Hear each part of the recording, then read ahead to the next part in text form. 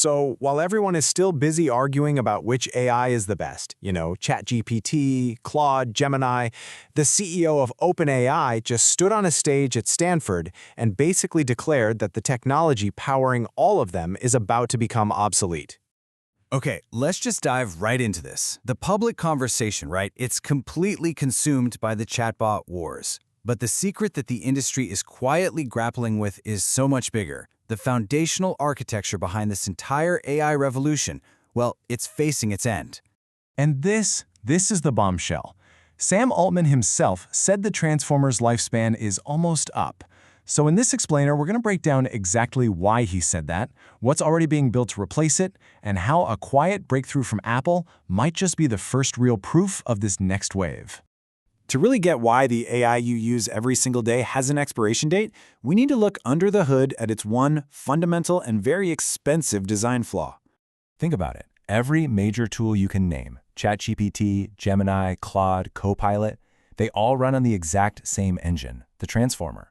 And yeah, it's been the backbone of every massive leap we've seen, from GPT-2 all the way to GPT-4. But here's the thing, it has a hidden critical flaw baked right into its DNA.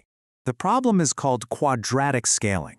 Now, in simple terms, the way transformers process information, using this mechanism called self-attention, is just incredibly inefficient. As you give it more to think about, the cost to compute doesn't just go up a little, it literally explodes. And what's so wild is how clearly this chart shows the problem. If you make the input just 10 times longer, say you go from analyzing a single page to a 10-page document, the computing cost shoots up 100 times. This just isn't sustainable. It's a brute force approach, and it's hitting a very, very expensive wall. Altman himself calls this a computing power black hole. I mean, when the CEO of the company that built its entire empire on this tech starts using language like that, you know it's a serious problem. You can't just throw more GPUs at it forever. The architecture itself has a ceiling, and we are right up against it.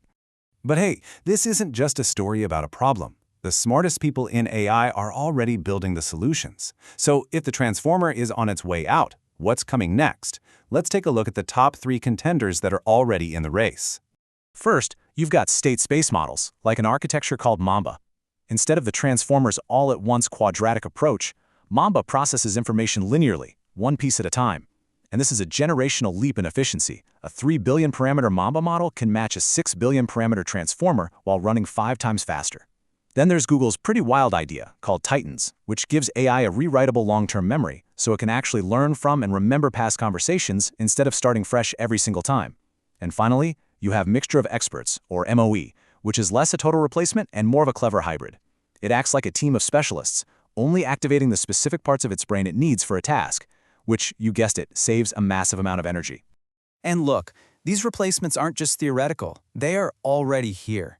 The consensus is that we're watching the old monolithic transformer fragment into these smarter, more specialized hybrids in real time. It totally confirms what Altman told those Stanford researchers. A brand new architecture is coming, and it will deliver a performance leap so overwhelming it'll make today's models obsolete overnight. And for definitive proof that this next wave is already hitting the shore, we need to look away from the chatbot wars completely.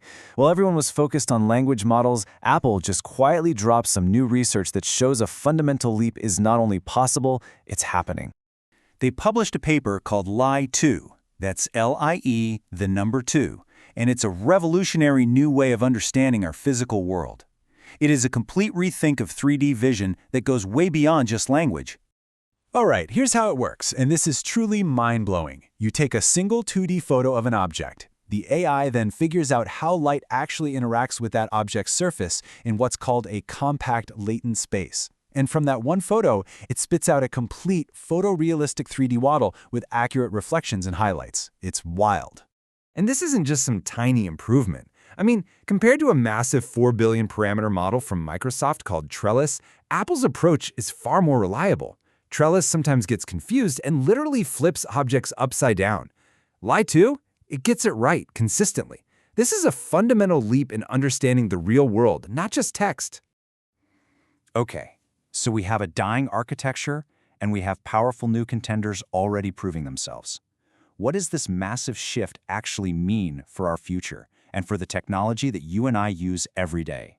Well, it means we're about to see AI that is dramatically more efficient, running on our local devices, not just in the cloud.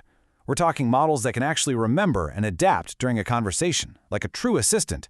And yep, photorealistic 3D scanning built right into your phone's camera, letting you capture an object and place it in AR instantly. But, of course, with great power comes new challenges. This technology raises some serious privacy questions. I mean, if anyone can perfectly scan an object in your home from a single photo, what does that mean for security? And all the safety research we've done on transformers might not even apply to these new, non-transformer architectures. So here's a realistic timeline of how this might all play out. In the next couple of years, expect to see these hybrid models pop up in production and Apple's 3D tech in developer APIs like ARKit. Within 3 to 5 years, that 3D scanning will likely be a standard feature in your phone, and your laptop will have the AI power that currently requires an entire data center. By 2030, pure transformer models will look absolutely ancient. So if you want to follow the story, keep your eyes on Google DeepMind for their work on memory, Apple for this new direction in 3D vision, and of course, OpenAI for whatever secret project Altman keeps hinting at. And hey, don't forget the open source community, because that's where so many of these breakthroughs are actually born. And this brings us to the most exciting part. Altman believes that as these new, powerful architectures become dramatically cheaper to run, the barrier to entry for world-changing innovation is going to just plummet. The key takeaway here is this. We're not just at the end of one era of AI, but at the very, very beginning of the next. And with these new tools on the horizon, the question isn't just what the big companies will build,